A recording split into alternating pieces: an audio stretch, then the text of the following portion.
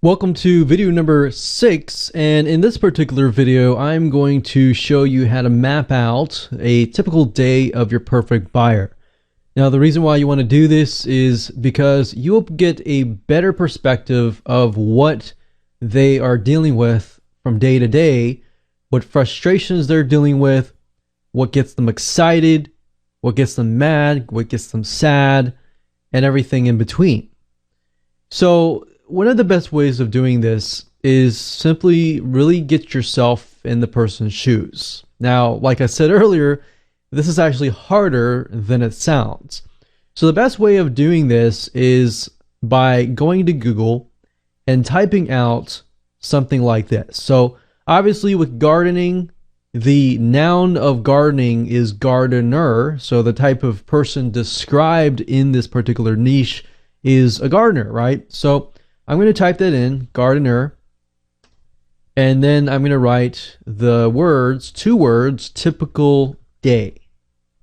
Now, there's no guarantee you're not going to always 100% get this, but the nice thing is you're going to be able to see things like YouTube videos and other sorts of media, which we'll talk about in the video after this one.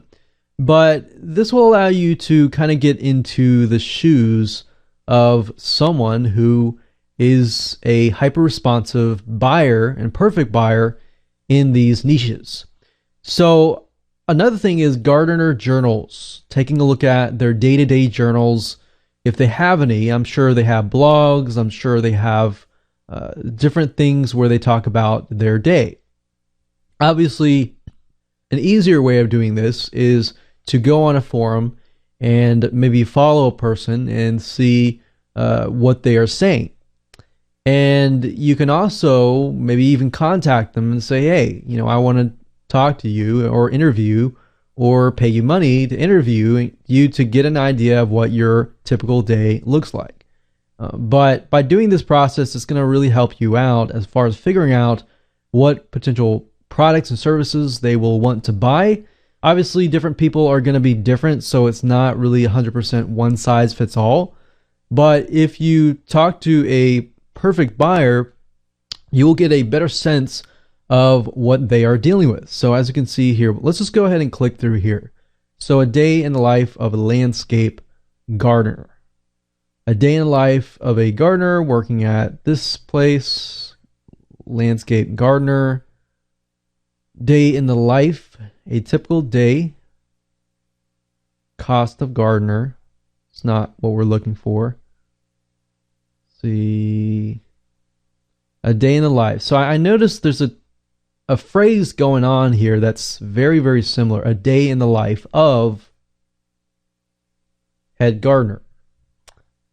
So maybe I'm going to switch this around, because one thing you'll find out is as you are going through here, you'll notice that they use similar words over and over again. So gardener, a day in the life of a gardener. Look at this. A day in the life of a head gardener. A day in the life of the organic gardener. We can see videos here too. And sometimes watching these videos will definitely help you get a better understanding. But in this specific method, I would just spend about 15 to half an hour to try to map this out. Life in a gardener. A day in the life of a gardener. So I think we have enough tabs open. So let's just take a look. So a typical day. So this is primarily a landscape gardener. It's maybe not what we're looking for, but at the same time, if you are doing landscape gardening and gardening design, kind of specialize in that area, you can read through here. We can see too many typical days for mowed dirt of green acres. So I guess I don't know if his real name is Mow Dirt, but if it is, he gets up and early enough to be at the yard by 6:30 a.m. After loading the extra tools he needs for the day into his already loaded white truck, and then he's on his way with his crew of 2 by 7 o'clock.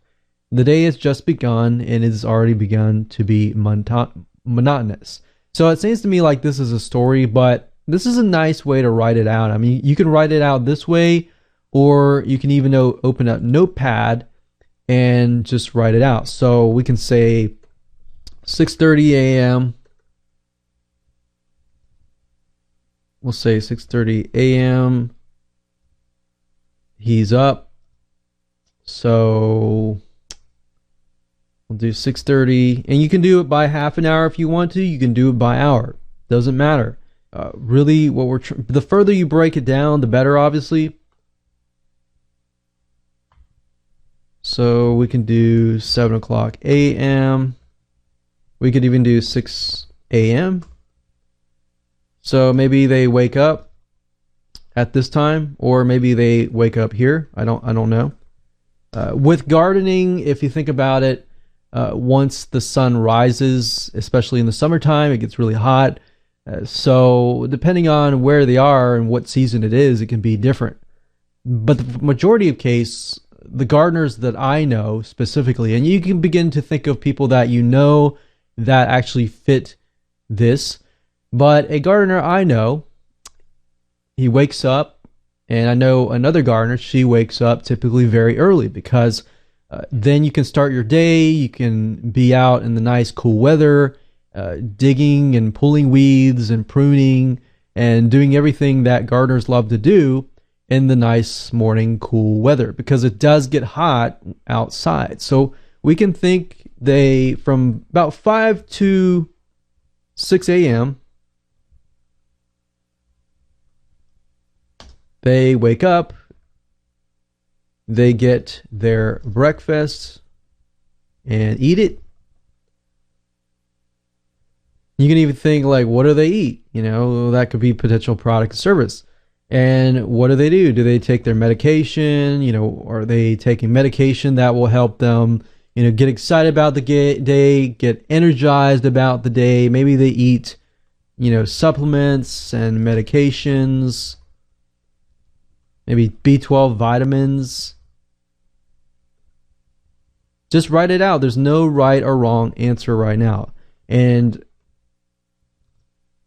7:30 a.m., they're ready to get outside. They start preparing their gardening tools, maybe. By 8 a.m., they're outside. What are they doing outside? So let's just go look through here real quick. A day in the life of head gardener Dave West. Okay. Let's zoom in a little bit here. For 44 years, Dave West has worked as the head gardener of blah, blah, blah mansion. When Dave was hired in, we don't really need to know that. Let's see. Aha, look at that. 5:40 a.m. It's all about the weather. In the morning, my alarm goes off, and before I do anything else, I look out the window. The forecast is crucial in my profession. I watch the weather forecast and start to plan the day's activities. A plan for if it's dry, one for if it is wet. Look at that. So he has contingency plans for when it is rainy and when it is wet, so that he's always doing something. Although my daily routine remains the same, every day is different. Okay, so we could even adjust it according to Dave West.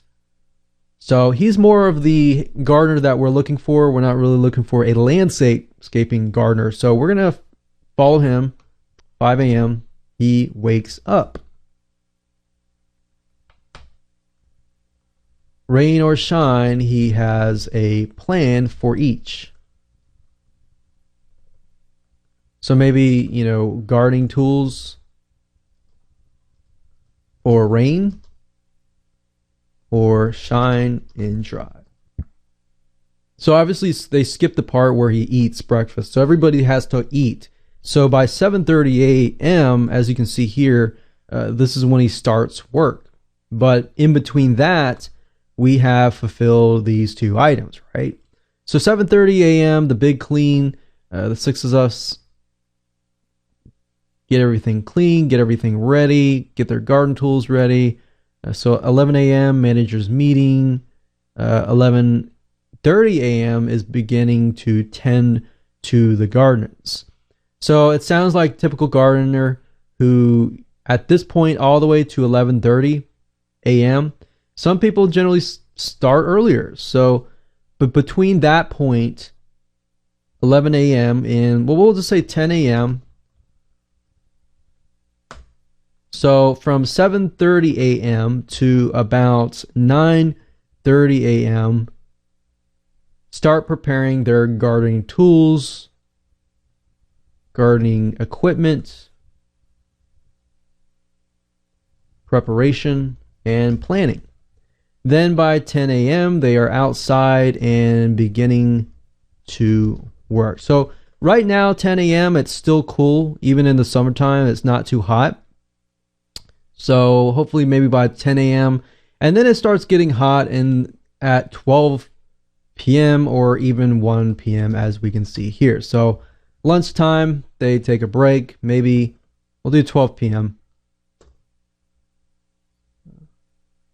Actually, we'll do 1 p.m. Realistically, 10, we got 11, 12, 1, so that's 3 hours. So 3 hours of work. At that time, they take a break. They get lunchtime, and so on and so forth. So touring the gardens at 1:30 p.m., labor of love. Okay. Now, can you see why looking at the typical day is so crucial? And then, of course, we look at a day in the life of a head gardener, of a different head gardener. We look through here. Waking up early, sunlight flooding my bedroom room. She has dogs, so she gets up, gets clean, starts sowing seeds, essentially getting her things ready. And she goes out on the water. So this gives us a better idea of what we're dealing with. Let's see. So that's what I would do. I would just go through here and try to figure out what does their typical day look like. If you need to watch YouTube videos and get a visual perspective of what that looks like, then I highly recommend doing that. But try to map it out all the way to the point that they sleep. And from that point, you have it in hand. And what does this do? This helps you greatly because it tells you exactly, what their frustrations are. So if we just look at here closely, so at this age, maybe they're not sleeping well. Maybe that's a frustration that they're dealing with and they need something to help them sleep better. Or at this point, maybe they're just not getting enough energy when they go out, and you can hone in on that. But you would never know this kind of stuff unless you map out their whole day, right? And that's why it's so crucial. But this in itself will help you understand them a lot better and essentially will help you put yourself in their shoes. Now, in the next video, I'm going to show you how to do what we call media mapping and go and take a step further than that and help you get a better perspective of what they like to watch, what they like, what drives them, what's their motivations. So we're taking things a step further. All right, so I'll see you in the next video.